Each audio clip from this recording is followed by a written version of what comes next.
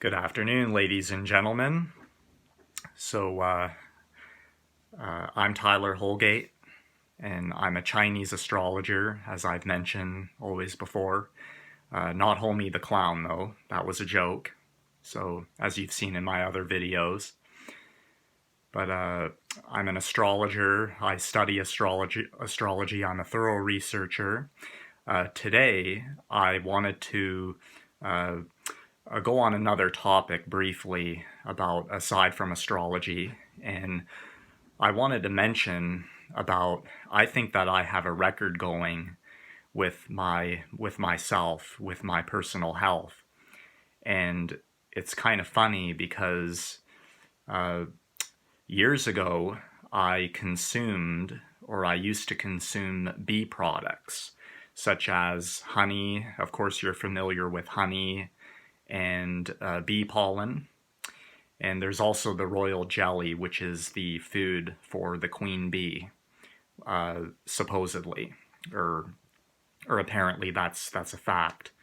And so the worker bees make it specially for the queen, and they actually say that or before I explain that, I wanted to say, so basically, a few years ago, I consumed honey and bee pollen on a regular basis for maybe, I would say, almost a year. And I actually found that I never got sick. Or I felt that during that time, I really felt a lot better when I was on it. So I actually got off of it, or I stopped taking it because I just didn't want to keep buying the jars from our local stores of the bee pollen from our local bee farms, and the honey as well. And ever since I did that, I started getting sick again on a regular basis, like I always did all my life. And I found, like me on average, personally, I would say that I got sick on an average of maybe twice a year minimum. Minimum twice a year, maybe maximum 3 times a year I would get sick. I'd get the cold. The normal thing. You get a cold, you get a fever, runny nose, frog in your throat. And then that would carry on. And then after a week or two of having that agony, I would then have a bronchitis. Bronchitis would erupt. Bronchitis is a bacteria infection in the lungs, in the chest, and that's what causes you to cough. And that could be very, very long lasting. And the last time I had that was last year in August of 2018. I got sick in July of 2018, just last year, and I had the bronchitis throughout all of August. And that was the last time I was sick. It was around that time that I started consuming bee pollen again on a regular basis every day, a tablespoon or two with my biggest meals during the day every day. And ever since then, now we're in April of 2019 now. Today is Tuesday, April the 30th, 2019. So since August of last year, I haven't been sick yet. This is the longest I know for an absolute fact. This is the longest. I'm 36 years old.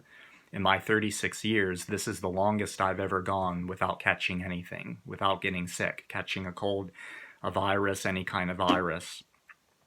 And is it a coincidence? I doubt it, because they say that this is the brand from our local farm, Dickey Bee Honey Incorporated, a pure bee pollen, and they're a local farm of ours just out of town, a bee farm that provides this.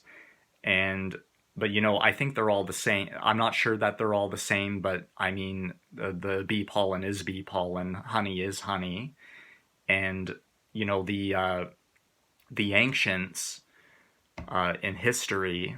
I'm just mentioning a bit of history that the ancients throughout history, I don't know if it was the Mayans, the Incas, the Egyptians, maybe the Babylonians too, and the Hindus. I don't know the specifics, but they are human. Mankind has always consumed and used uh, bee products such as honey and pollen for thousands of years, and it was always treated as either medicine or healing, for healing properties and perhaps prevention of sickness and disease. And because the honey, both the honey and the pollen, is antibacterial. This is the honey from Costco that we got, and because honey and bee pollen, honey is antibacterial, proven, and bee pollen is the same, as far as I know. And because it's antibacterial, it's going to kill any viruses. So any virus is not going to survive when it's in contact with it. And so I know people say, oh, it's bee vomit, it can't be any good. And it's not, the vegans say, oh, it's for the bees, it's not for humans. But I mean, if we've always had it for thousands of years, though, and there's really no, I have nothing against vegans at all. But the thing is, if the ancients and that always used it and had it, and for healing properties, and if it's in the benefits of it too, because there's actually a story too regarding bee pollen. They mentioned that I read on one website, and I'm going to leave you that link of the website below, that apparently a scientist did an experiment one time with rats, and I don't know if it was rats or mice. I think it was rats, if I'm not mistaken. There is a difference, of course, between mice and rats. But they did an experiment where they had one group of rats. They had a living off of regular rat food, like from the pet store, the rat kibble.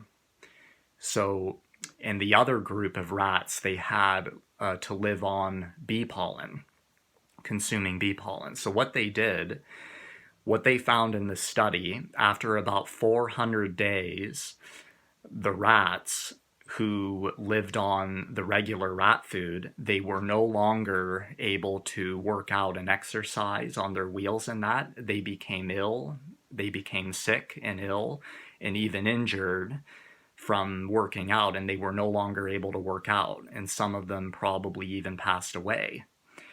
And so because they had them consuming this food and working out at the same time. The group of rats that were on the bee pollen, that were consuming the bee pollen, after 600 days, not only were they still lively and healthy and working out, but they tested their blood. Their blood was healthier and better than it was before the experiment even started. And that was after 600 days. So they totally outlasted the group of rats that was on the regular rat food.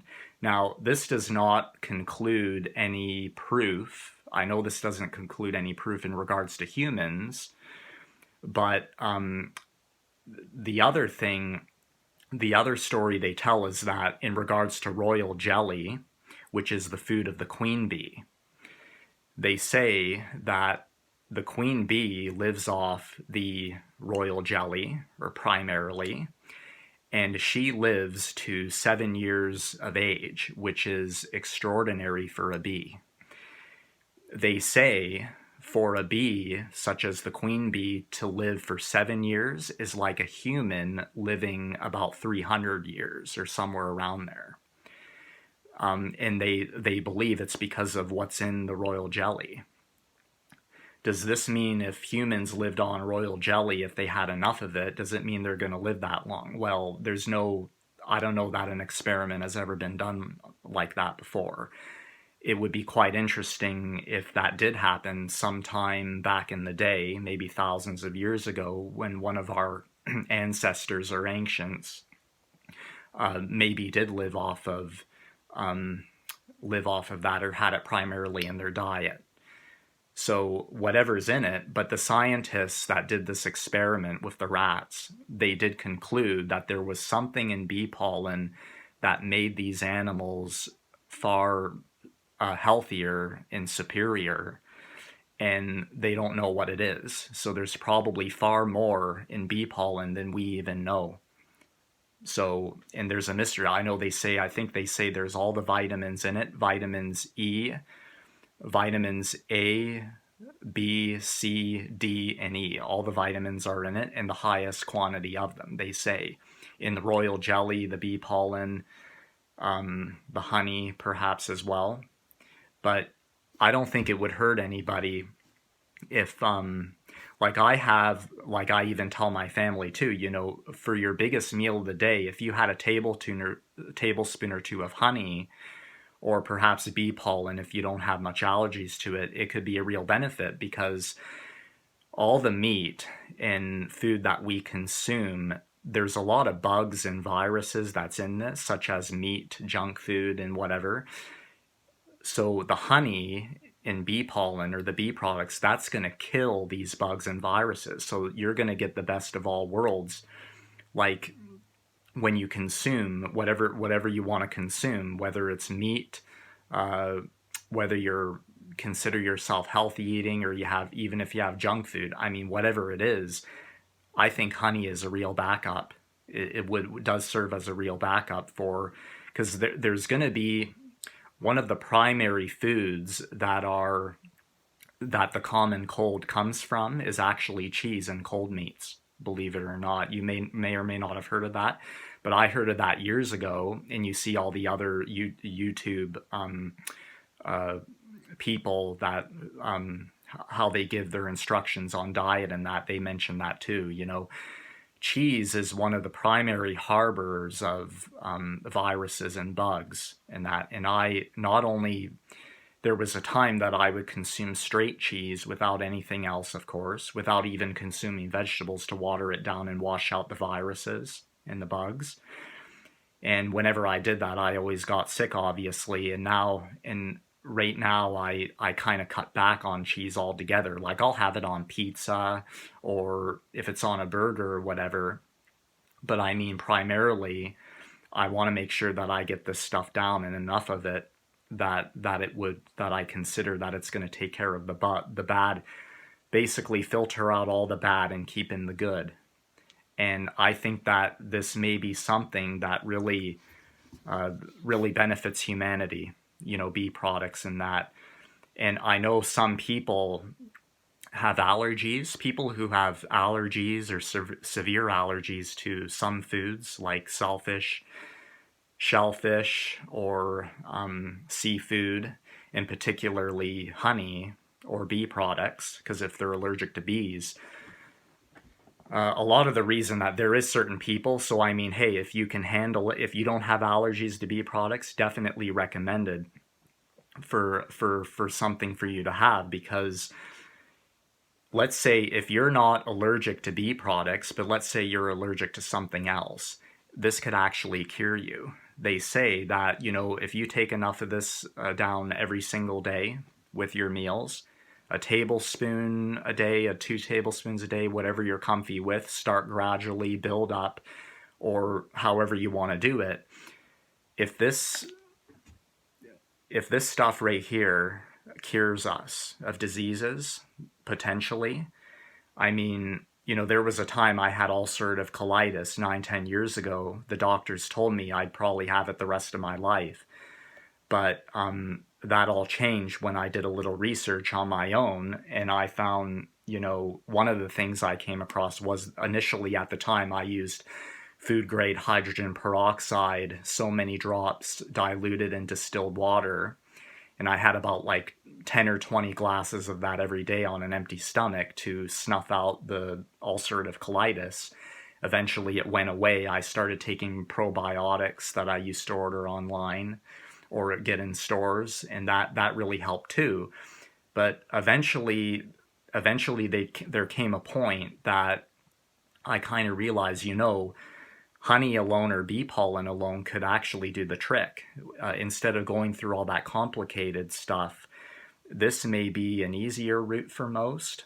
For like if your vitamin D is at an all-time low, if your doctor tells you that, and you have a disease, whether of the stomach or anything, even cancer, who knows? Is this the cure right here for all these diseases? And if it is, I don't think it would do any harm if given that you don't have severe allergies to bee products, this may be a pretty good way to go. It may be a good way to go. So, and yeah, it's quite amazing when you read about and hear about this stuff. And then, I mean, I've experienced it all for myself, and I could say right now that this could be a shortcut. It could be.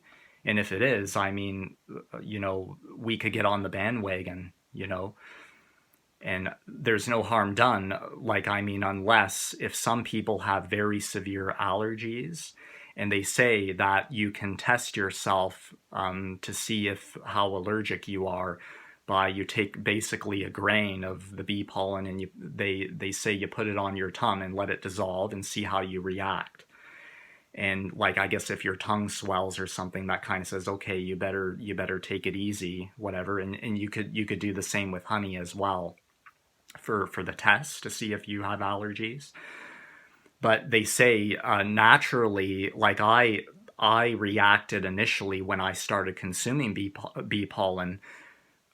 When I started consuming bee pollen for the first time, initially, I reacted. I did react, and I kind of, I did have some allergic reactions in my stomach. The reason that happened was, they say if your body is, if you introduce something to your body that it's never experienced before, what happens is it goes on what's called a defensive mode, where it reacts and it's trying to filter out from your body this new thing that's been introduced to it.